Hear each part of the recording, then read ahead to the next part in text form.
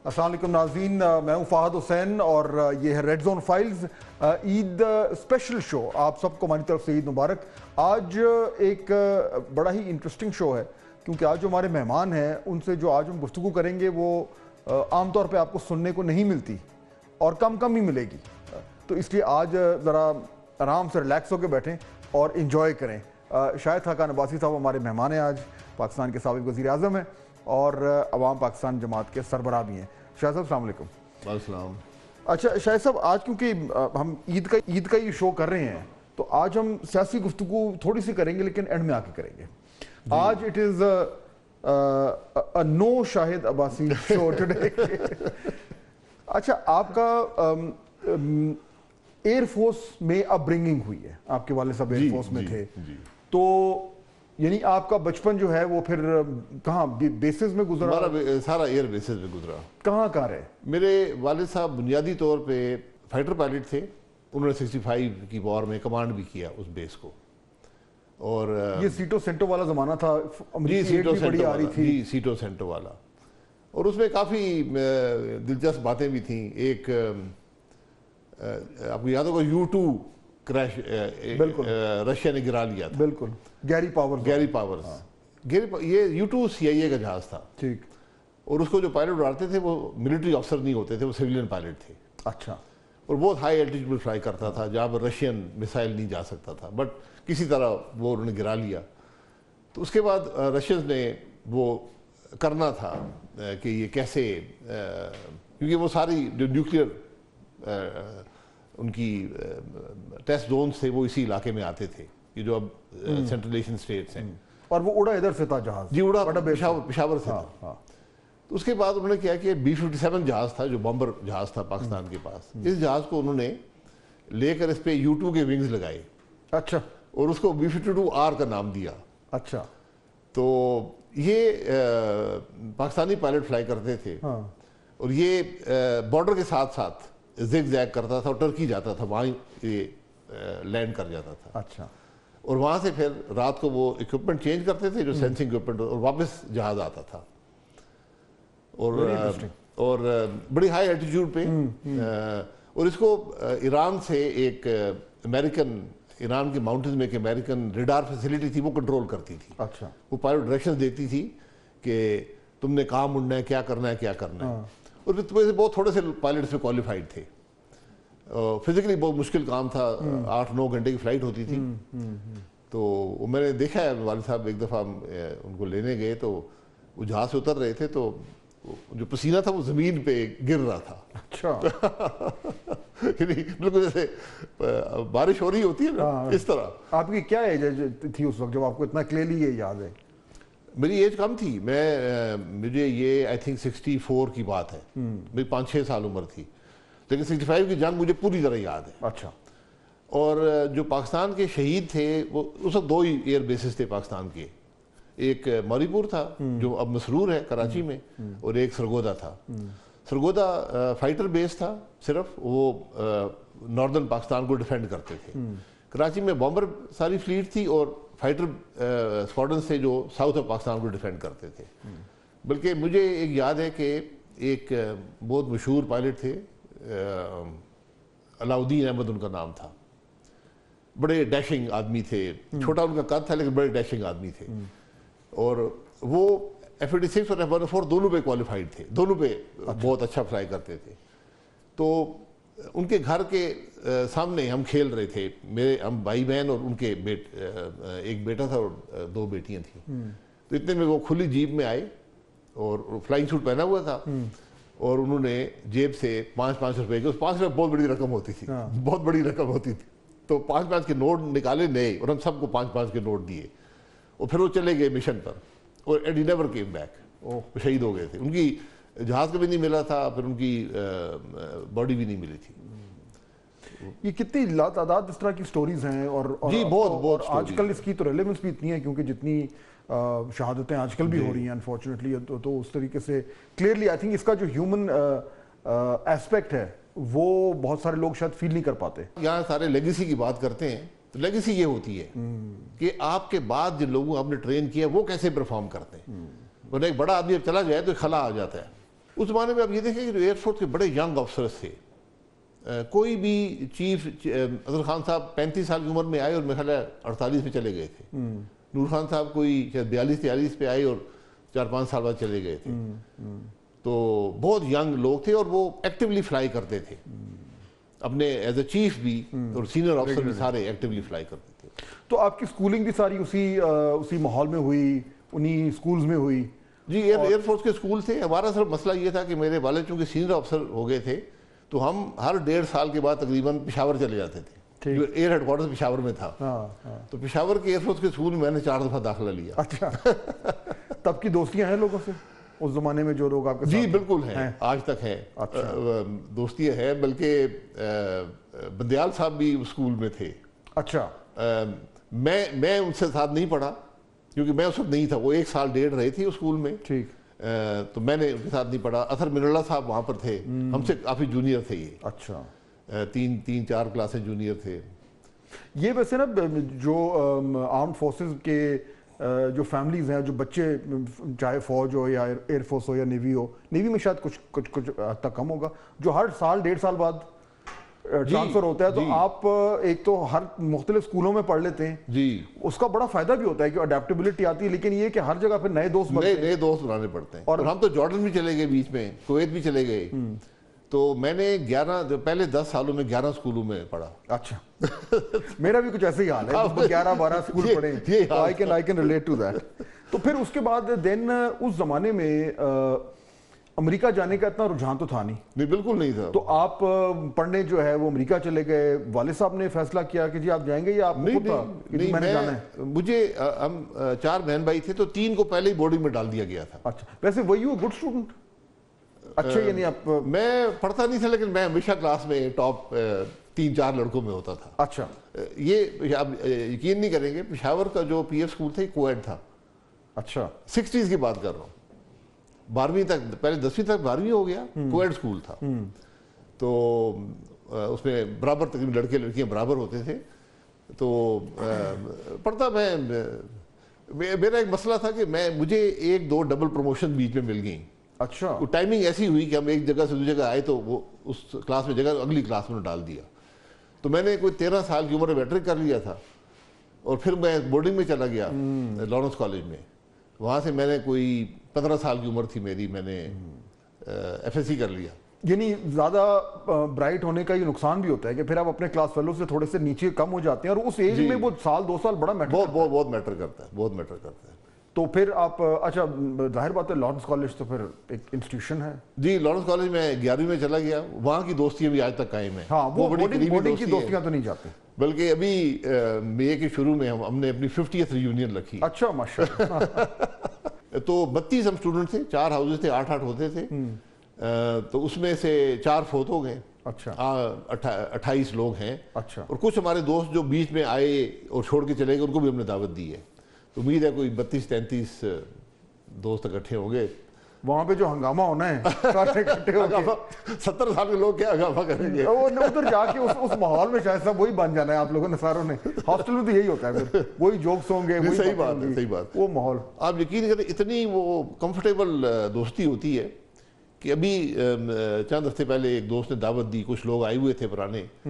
तो एक हमारे क्लास फेलो थे, मेरी 50 साल के बाद मुलाकात हुई है उनसे। अच्छा। बीच में नहीं, वो बाहर चले गए थे, तो लेकिन लगता था कि कल की बात है। बिल्कुल बेतकल्लुफी उसी तरह कायम होती है। तो बड़ी एक यूनिक चीज, स्पेशली बोर्डिंग में बहुत ही करीबी दोस्ती हो जाती है। मैंने भी कुछ 7-8 साल इस तरह गुजारे स्कूल में, तो आई कंप्लीटली अंडरस्टैंड कि वो जो दोस्तियां और रिश्ते कायम होते हैं, आप सारा दिन जो है वो एक ही ग्रुप में रह रहे हैं, तो वो फिर वो दोस्ती से आगे बढ़ के वो फैमिली के साथ वाला एक कनेक्शन हो जाता है कि जी you like family till the end. बिल्कुल। तो वो, अच्छा, फिर वो अमेरिका, हाँ मैं अमेरिका की बात कर रहा था। चले लॉरेंस कॉलेज तो हो गया और जबरदस्त आप स्कूल में चले गए। अमेरिका किधर से उस जमाने में, ये हम बात कर रहे हैं मिड 75 की बात कर रहा हूं। 75। उस वक्त पता ही नहीं था मुझे। मैंने ऐसे ही अमेरिकन सेंटर होता था, हाँ, मैं उसमें चला गया, सदर में होता था, पिंडी में होता था। हाँ। जो बाद में जला दिया गया था, बाद में जला दिया गया था, लेट 70 जब वो हुआ, 79 में। उसके बाद यहाँ बना था, फिर यहाँ बना, इसको भी तोड़ने की कोशिश, वो सलमान रुश्दी वाला हमला हुआ था। तो तो मैंने सोचा कि बाहर इंग्लैंड ज़्यादा रुझान था उस ज़माने में, तो मैंने सोचा मैं अमेरिकन सेंटर गया, वीकेंड पे छुप के जाते थे स्कूल से भाग के, वहाँ जाके पढ़ के देखते थे कौन सी यूनिवर्सिटीज़ हैं, मैंने खत लिख दिए कुछ को, जवाब आना शुरू हो गया। फिर टोफल का इम्तिहान होता था। बिल्कुल। तो टोफल का इम्तिहान पिंडी में था सुबह 9 बजे, मैं बोर्डिंग में था मरी में। अच्छा। तो मैं सुबह उठा कोई 4 बजे और मैं कोई 3 किलोमीटर में जंगल में से होके तो मेन रोड पे गया। अच्छा। वहां से बस ली, सदर गया और इम्तिहान दिया और वापस आ, कभी पता नहीं था टोफल क्या चीज़ है। अच्छा। तो वो इम्तिहान दिया, वो भी उनको रिपोर्ट भेज दी, तो एडमिशन मिल गया। और मैं तो मेरे घर में बताया हुआ था, एवरीबडी न्यू कि आप अमेरिका के लिए तैयारी कर रहे हैं? नहीं, मैंने नहीं बताया। बिल्कुल भी नहीं, बोर्डिंग में था, वहाँ तो मुलाकात ही नहीं होती थी। तो फिर मैं 16 साल की उम्र में अमेरिका चला गया, 16 ईयर्स की एज थी। वेरी यंग जी। 16। नॉर्मली आप 18 साढ़े 18 पे जाते हैं। जी। पर मेरे एक और बात होती थी कि हमेशा मैं क्लास में सबसे लंबा मैं होता था।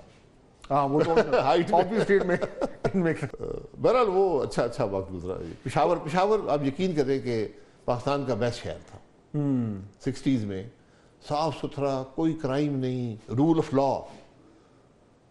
आप यकीन करें कि रात को साइकिल पे हम जाते थे तो सफ़र कर रहे होते थे, अगर वो डायनेमो होता था, बत्ती जलती थी, तो अगर वो ख़राब हो या ना हो तो साइकिल से उतर के पैदल चलना शुरू कर देते थे कि भाई वो लॉ कानून के खिलाफ। कानून एक पुलिस वाला होता था, अगर वो आपको पकड़ ले तो वो पहले तो आपके टायर से हवा निकाल देता था फिर वो आपका घर का एड्रेस ले लेता था। हाँ। वो दूसरे दिन घर आ जाता था। हाँ। तो उससे भी बड़ा खौफ था। अच्छा। कि ये आके वालिद साहब को बताएगा तो फिर वो मुश्किल पेश आएगी। तो इतनी कानून की नौजवान जो आजकल यहाँ पे पाकिस्तान को जो देख रहे हैं वो इससे रिलेट ही नहीं कर पाएंगे। ये मुल्क ऐसा भी था 60s में, इट्स अ डिफरेंट कंट्री। और आई एम श्योर कि आपने और आप जैसे लोगों ने वो जो टाइम देखा हुआ है, बड़ा दुख होता होगा किधर हम पहुंच गए। रिग्रेस होता है, बदकिस्मती है। अब कराची में देखें, सड़कें थी, कोई ट्रैफिक लाइट्स नहीं होती थी, एक पुलिस वाला खड़ा होता था बीच में, मजाल है किसी के कि वो निकल जाए, क्रॉस कर ले उसकी मर्जी के बगैर, बिल्कुल बगैर किसी वेपन के, बगैर किसी चीज के। तो began to go wrong। अच्छा, फिर आप तो अमेरिका चले गए। 70s का जो अमेरिका था, आप 75 में गए। मैं 75 में गया। तो जिमी कार्टर जो प्रेसिडेंट थे, फोर्ड थे, फिर जिमी कार्टर बन गए, अगले साल जिमी कार्टर बन गए। और ये अमेरिका का एक तरीके से हेडे भी था उस जमाने में। हिप्पी कल्चर भी अपने उरूज पे था। हिप्पी कल्चर, ड्रग्स थे, वियतनाम वॉर खत्म हुई थी। हाँ। एक बहुत बड़ी डिबेट होती थी यूनिवर्सिटीज में, एंटी वॉर, प्रो वॉर। जो वो वेटरन आए थे उनको हुकूमत ने यूनिवर्सिटी में दाखिला दे दिया था अपने खर्चे पर। ठीक। तो बहुत एक बड़ा, और वो बड़े जो लोग वहाँ से आए थे वो बड़े एक एक्सपीरियंस से गुजर के आए थे, क्योंकि जबरी भर्ती थी। हाँ। तो 2-2 साल। हाँ। तो 16-17 साल का वो लड़का लेते थे, 2 साल वो वहाँ रहता था, जिसने कभी अपने शहर से बाहर नहीं गया होता। बिल्कुल। तो वो एक बिल्कुल जंगल में, तो बड़े उनका एक अजीब तजर्बा हुआ था उससे, वो बड़े इफेक्ट हो गए थे उससे। तो बड़ा एक यूनिक माहौल था। तो इस माहौल में आप पहुंचते हैं, और आई अज्यूम कि उससे पहले आप अमेरिका नहीं गए हुए थे, पहली बार? नहीं, मैं अमेरिका नहीं। तो पहली बार आप पहुंचते हैं, इस माहौल में पहुंचते हैं, एक सुपर पावर है, 70s का कल्चर वहां पे चल रहा है। क्या डिड यू फील लॉस्ट कि ये मैं किधर आ गया हूँ और ये क्या जगह है? नहीं, मुझे एडवांटेज था बोर्डिंग स्कूल का। मुझे वो इशू नहीं था कि मैं कोई होम सिक फील करूँ या कोई। बोर्डिंग स्कूल बड़ा डिफिकल्ट लाइफ होती है। लेकिन अमेरिका उस वक्त पूरी दुनिया से लाताल्लुक था। आप यकीन करें, जब पाकिस्तान से हर फ्लाइट कराची से जाती थी, और पहले आप यूरोप जाते थे, जनरली लंदन, वहाँ से अगली फ्लाइट अमेरिका की जाती थी, क्योंकि लॉन्ग रेंज जहाज नहीं होते थे। तो पाकिस्तान से जब इंग्लैंड जाते थे तो एक स्टेप अप होता था, यानी हर लिहाज से एक मॉडर्न वो जगह थी। लेकिन जब आप वहाँ से अमेरिका जाते थे तो 2 स्टेप और ऊपर होते थे। यानी इतना फर्क था यूरोप और अमेरिका के अंदर। लेकिन अमेरिका पूरी दुनिया से लाताल्लुक था, ट्रैवल बहुत महंगा था, इसलिए स्पेशली कैलिफोर्निया में तो लोग कहीं ट्रैवल नहीं करते थे। वहाँ पे हर चीज़ मौजूद थी, वहाँ पे पहाड़ भी थे, वहाँ पे सहरा भी थे, कारोबार भी था, एग्रीकल्चर भी था। तो वो लोग पूछते थे हमसे, ये पाकिस्तान कौन सी जगह है, अफ्रीका में है, कौन सा ये? तो वो नक्शे में ढूंढते रहते थे कि पाकिस्तान क्या चीज़ है। आप गए कैलिफोर्निया, यूनिवर्सिटी ऑफ कैलिफोर्निया में, और एलए में थे जी। और वहाँ पे क्या पढ़ने क्या गए? Electrical engineering. अच्छा। Electrical engineering. उस टाइम कुछ आपके जहन में था कि at some point I am going to go into politics? नहीं, कभी सोचा ही नहीं था। आपको मैं पाकिस्तान की जो तालीम उसका मेयार बताता हूँ। लॉरेंस कॉलेज कभी भी तालीम के लिए मशहूर नहीं था। वहाँ एम्फेसिस स्पोर्ट्स पे, डिसिप्लिन पे, इस किस्म की चीज़ों पे था। तालीम एक सेकेंडरी चीज़ थी। जो स्कूल, जो क्लासरूम एजुकेशन थी ना, आपको भी याद होगा, एक इंग्लिश की 4 किताबें होती थी एफएससी में। एक गुड बाय मिस्टर चिप्स भी बिल्कुल होती थी। ठीक, हमारे उस्ताद थे रिजवी साहब, उन्होंने पूरे 2 साल, वो एब्रिज वर्जन था जो आप पढ़ते थे, उन्होंने पूरे 2 साल उसकी जो कंप्लीट बुक थी मोटी, वो हर रोज आके क्लास में उसकी 3-4 पेजेस अपने स्टाइल में पढ़ा करते थे। ठीक। वो पाइप भी पीते थे, पाइप भी मुंह में लगाते थे। ठीक। और हमें पढ़ के, और कुछ उन्होंने नहीं पढ़ाया, लेकिन अब मैं, आप यकीन करें कि उससे बेहतर इंग्लिश एजुकेशन आपको मिल नहीं सकती थी। तो और वो ग्राउंडिंग हो जाए तो वो ग्राउंडिंग हो जाए थ्रू आउट। तो अमेरिका जब यूनिवर्सिटी में गए तो वहाँ पे टेस्ट होता था, एक टेस्ट इंग्लिश का होता था। तो उसमें अगर आप पास हो जाएं तो आपको 2 कोर्सेज छोड़ दिया करते थे। अच्छा। तो मैंने वो इम्तिहान दिया, सारे स्टूडेंट देते थे ताकि 2 कोर्सेज से एग्जामिशन मिल जाए। तो मेरे ख्याल में 6-7 स्टूडेंट थे जो लेते थे एग्जाम, और उसको 300-400 पास होते थे। तो फॉरेन स्टूडेंट्स में शायद मैं ही पास हुआ। अच्छा। तो मुझे डीन ने बुला लिया, उसने कहा ये कैसे तुम लोगों ने एक और भी पाकिस्तानी थे, कैसे पास किए? उनको कोई कॉन्सेप्ट नहीं होगा, उनका तो है ना कि बाहर से आ रहा है जी, नॉन अमेरिकन है। हमें अंग्रेजी आती नहीं थी, हम अंग्रेजी बोल नहीं सकते थे। अच्छा। लेकिन यहाँ वो ऐसे लिख के हमें इतनी, तो वो रिटन एग्जाम था। तो और हमारी, आप यकीन करें, हमारी एफएससी, मैंने उसमें सरगोदा बोर्ड हुआ करता था, पंजाब में 3 बोर्ड थे, सरगोदा, लाहौर, मुल्तान। तो मैंने सरगोदा बोर्ड से पास किया एफएससी। हमारी मैथ, फिजिक्स, केमिस्ट्री, इंग्लिश, ये अमेरिकन हाई स्कूल, ये अमेरिका के कॉलेज यूनिवर्सिटी लेवल की एजुकेशन थी। यानी 2 साल हमें पढ़ने की जरूरत ही नहीं पड़ी, हम उस पाकिस्तानी तालीम पे गुजारा कर रहे थे। इतनी मेयारी तालीम, इतनी मेयारी तालीम थी। तो फिर इलेक्ट्रिकल इंजीनियरिंग करने आप चले गए और वहाँ पे आपने ये मुश्किल किस तरह के सब्जेक्ट्स पढ़ने शुरू कर दिए, सारे जी, साइंस के सब्जेक्ट्स। एंड 4 साल जी, 4 साल लगते हैं। तो वो जो शायद साहब अमेरिका की जो स्टूडेंट लाइफ है, उससे बेहतर तो कोई लाइफ होती नहीं है। वो सारी उम्र आपके साथ रहती है, बिकॉज आप उतना ग्रो करते हैं। Life experience, completely new culture, वहाँ पे दुनिया के लोगों से आप मुलाकात कर रहे हैं, और उनका सिस्टम जो भी है, आफ्टर ऑल सुपर पावर है, उसके सिस्टम जो है वो उसका रंग को चढ़ता है, और फिर एक फ्रीडम भी होता है जी, आपको। जी, बिल्कुल। तो वहाँ पे 4 साल जब आप रहे, तो did it change you in any way? जी बिल्कुल। मैं 16 साल का आया बोर्डिंग स्कूल से, एक बड़े लिमिटेड माहौल से, और यहाँ दुनिया की हर फ्रीडम आपको हासिल थी। तो अपनी फिर चॉइसेस होती हैं। मैंने पढ़ाई जरा थोड़ी कम ही की। मैं ज्यादा, फ्लाइंग का मुझे बहुत शौक था। तो मैंने सबसे पहले मैंने फ्लाइंग के लेसन लेने शुरू कर दिए। अच्छा, वहाँ भी वहीं मैंने सीखी, वहीं है। अच्छा। तो मैं 16 साल की मेरी उम्र थी, तो ड्राइविंग जो था 17 फिर में हो गया 3-4 महीने के बाद। लेकिन जो ड्राइविंग लाइसेंस 18 में मिला करता था उस जमाने में। तो मैं बस पे जाता था एयरपोर्ट फ्लाइंग सीखने। अच्छा। बस पे, हालांकि एलए में बसेस बहुत ही मुश्किल होती थी। तो मैंने तो फ्लाइंग, उस एज पे कोई इशू नहीं था, वो सिखा देते थे? जी, अमेरिका में आज भी फ्लाइंग लाइसेंस पे कोई उम्र की कैद नहीं है। तो क्या फ्लाई कर रहे थे? परफॉर्मेंस ससना जहाज, जो ट्रेनिंग जहाज होते हैं, ये फ्लाई किए। फिर उसके बाद मैंने मुख्तलिफ काम भी किया, छोटे क्लब्स में जहाज साफ भी करते थे, फ्लाई भी करते थे। फिर स्काई डाइविंग की तरफ चला गया, मैं स्काई डाइविंग की जहाज उड़ाता था। अच्छा। स्काई डाइविंग भी करता रहा। अच्छा। तो मुझे एविएशन की हर चीज़ का बड़ा शौक था। तो मैं सैटरडे संडे में इसी काम में मसरूफ था। तो फिर पढ़ाई का टाइम किधर मिलता होगा? पढ़ाई कम ही की। इतना कुछ अगर कर रहे थे। कम ही की। मैं अब ये सोचेंगे, लड़के बेइंतहा पढ़ते थे। लाइब्रेरी में कमरे उन्होंने लिए होते थे, रातों को पढ़ते थे। तो कोई हमारा क्वार्टर सिस्टम था, सेमेस्टर नहीं था, 3 क्वार्टर्स होते थे। तो सेकंड लास्ट क्वार्टर में एक सब्जेक्ट था बहुत डिफिकल्ट था इलेक्ट्रिकल इंजीनियरिंग में। तो उसको मैं उस सब्जेक्ट को बहुत अच्छा जानता था किसी वजह से, मुझे उसका बड़ा एक नेचुरल उसकी थी। तो एक बहुत कम ख्वातीन होती थी इंजीनियरिंग में, तो एक खातून थी हमारे साथ स्टूडेंट, तो उन्होंने मुझे कहा कि मुझे आप सिखाएंगे, ये मुझे समझ नहीं आती है। तो वो हमारे लिए एक बड़ा अच्छा मौका था। तो मैंने कहा जी कहाँ पे बैठेंगे? उन्होंने कहा जी इंजीनियरिंग लाइब्रेरी में। अच्छा। तो मेरे जो अपने साथ स्टूडेंट थे, मैंने कहा जी इंजीनियरिंग लाइब्रेरी किधर है? 4 साल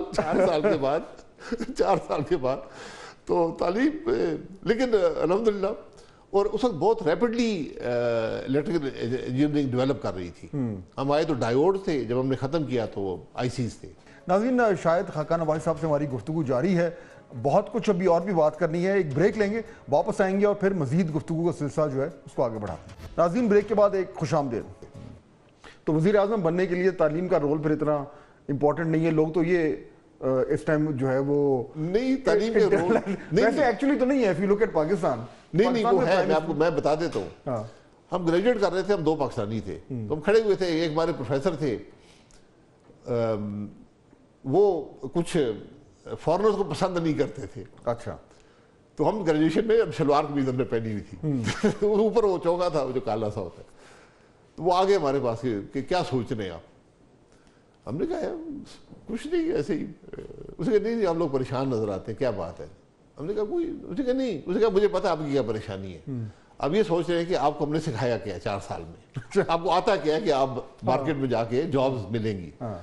उसे कहा जो कुछ आपने पढ़ा है ना, सिवाय जो बेसिक ओम्स लॉ है, जो बेसिस है इलेक्ट्रिकल इंजीनियरिंग का, आप सब कुछ ऑब्सोलीट हो गया है जो कुछ आपने पढ़ा है। हमने आपको 4 साल में structured approach to problem solving सिखाई है। बिल्कुल ठीक। ये आपको सिखाया हमने।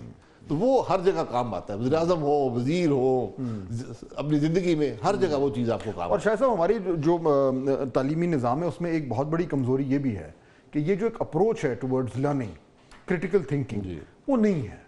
नहीं, वो कम है। नहीं, अब तो चीज़ें याद करनी, रिप्रोड्यूस करनी, बस वो करनी।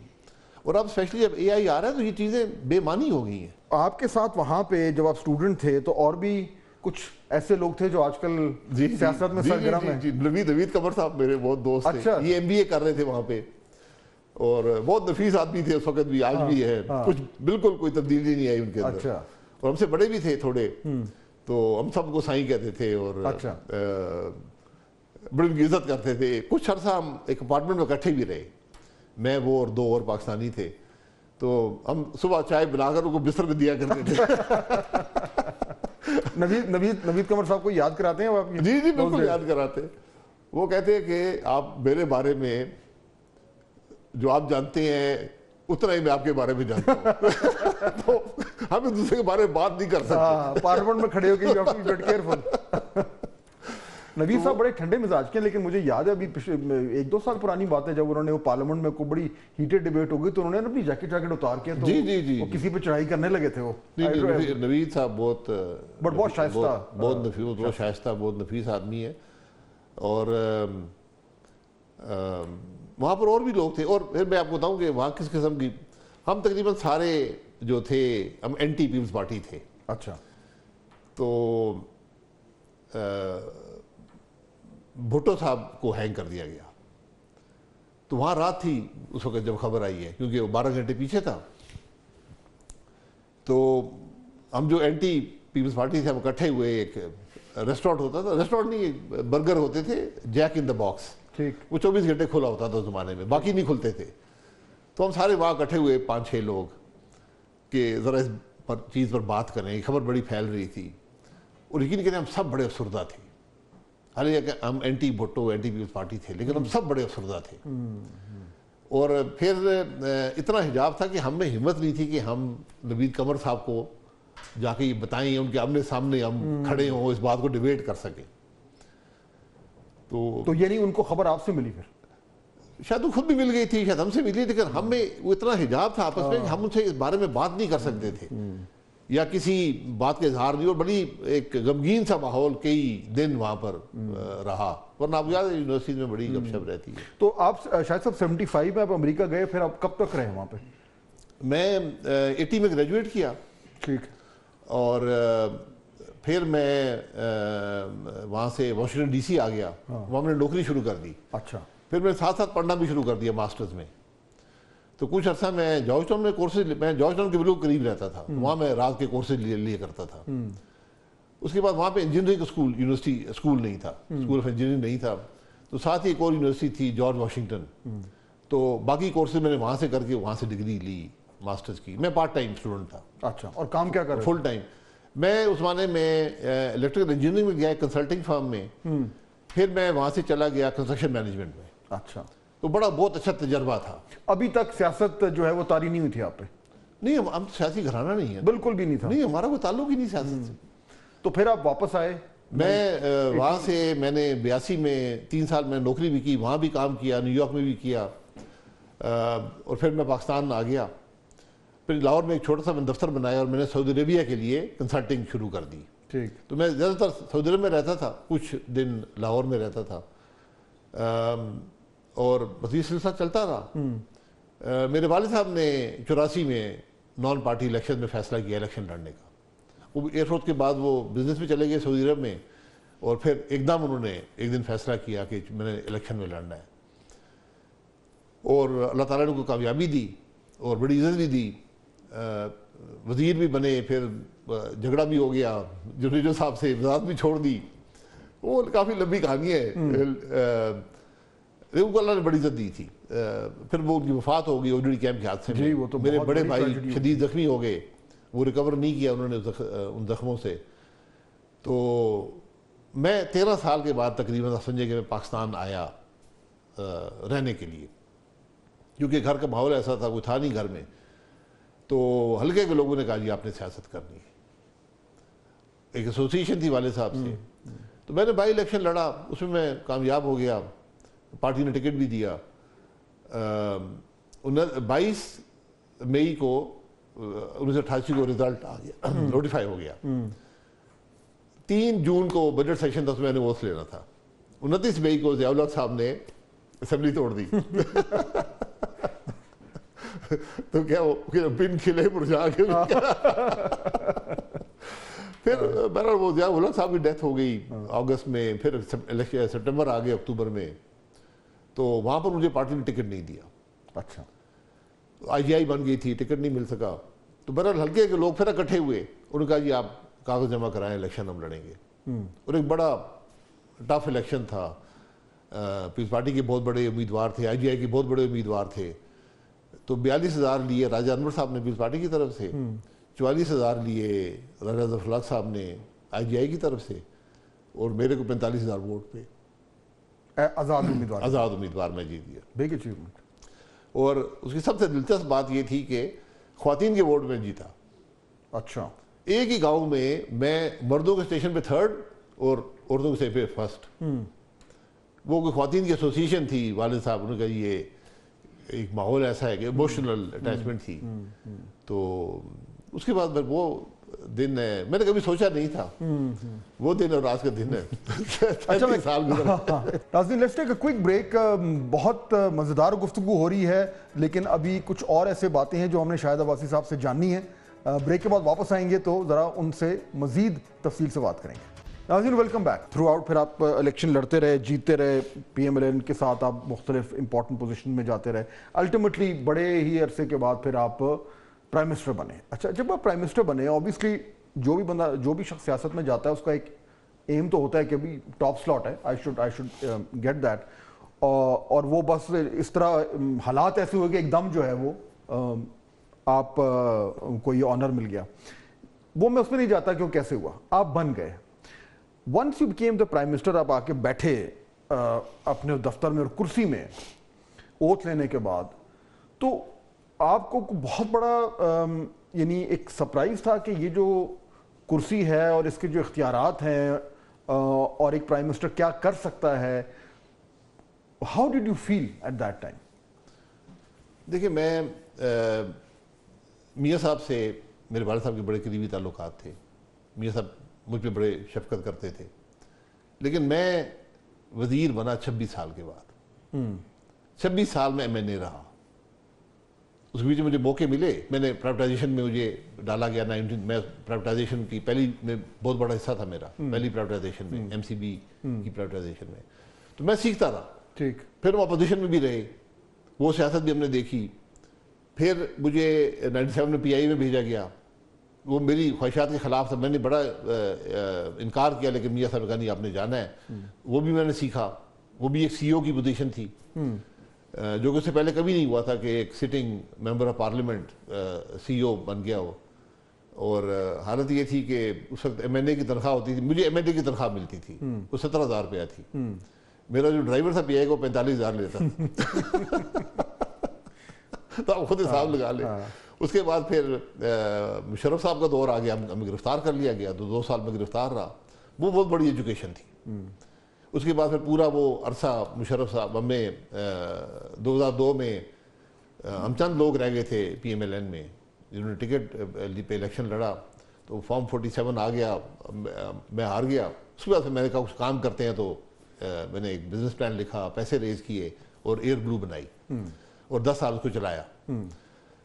बीच में 2008 का इलेक्शन में जीत गया। मैंने था फिर हम अपोजिशन, फिर हम कुछ अरसा वजीर बने कोलिशन गवर्नमेंट में। तो मुझे मेरी कोई मैंने उसकी ख्वाहिश का इजहार नहीं किया, लेकिन मुझे ज़बरदस्ती मैंने कहा ये कोलिशन नहीं चलने वाला, तो मुझे उसमें वजारत 6 हफ्ते के लिए मैं वहाँ भी वजीर रहा। मैंने ज़िंदगी में कभी ना वजारत के लिए लॉबी किया, ना मैं किसी के पास गया, ना मैंने कभी मांगी कोई ओहदा कोई पोजीशन।